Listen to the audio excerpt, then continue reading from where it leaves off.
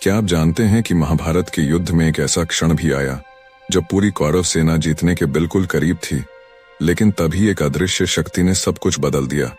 यह बात उस रात की है जब अभिमन्यु चक्रव्यूह में शहीद हो चुके थे। द्रोणाचार्य की रणनीतियां इतनी अचूक थीं कि अगले दिन पांडवों की हार तय मानी जा रही थी।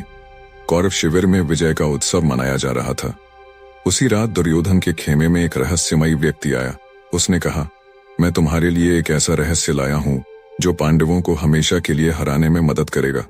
दुर्योधन चौंक गया और बोला, कौन हो तुम और तुम्हें पांडवों की हार से क्या मतलब है? उस व्यक्ति ने कहा, मेरा नाम जानने की आवश्यकता नहीं, लेकिन मैं जानता हूं कि पांडवों की सबसे बड़ी ताकत क्या है, कृष्ण। अगर तुम उन्हें इस युद्ध से दूर कर दो तो जीत तुम्हारी होगी। दुर्योधन उत्सुकता से बोला। कैसे व्यक्ति ने दुर्योधन के कान में कुछ फुसफुसाया। अगले दिन युद्ध शुरू होने से पहले कृष्ण के रथ के पास एक अप्रत्याशित घटना घटी। कृष्ण का रथ अचानक हिलने लगा, जैसे कोई अदृश्य शक्ति उसे अपनी ओर खींच रही हो। सभी योद्धा चौंक गए। अर्जुन ने घबराकर पूछा, माधव, यह क्या हो रहा है? कृष्ण ने मुस्कुराते हुए कहा, अर्जुन, यह केवल एक छलावा है। ध्यान मत भटकने दो, युद्ध पर ध्यान केंद्रित करो। दुर्योधन की योजना कामयाब होने ही वाली थी, लेकिन कृष्ण ने अपनी दिव्य दृष्टि से उस रहस्यमयी व्यक्ति का पर्दाफाश कर दिया।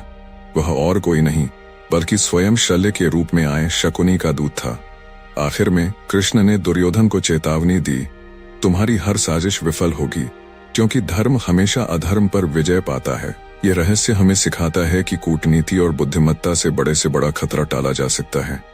क्या आप जानते हैं, अगर उस रात कृष्ण उस योजना को नहीं भांपते तो महाभारत का इतिहास कुछ और ही होता।